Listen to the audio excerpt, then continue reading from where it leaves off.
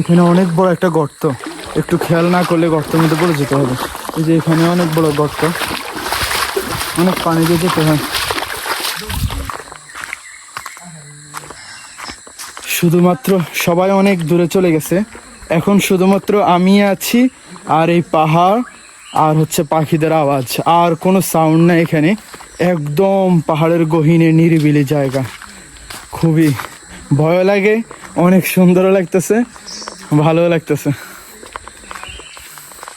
এই যে মাথার উপরে কাঁঠাল ধরে আছে, এই যে কাঁঠাল, এগুলোর কোনো বাপ মা নেই। এই কাঁঠালগুলো আর এই কাঁঠাল গাছে কোনো মালিক নেই, পাকবে, যারা পাবে তারা খাবে।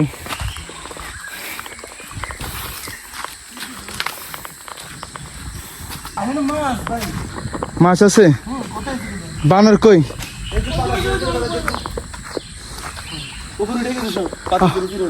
দেখলাম না।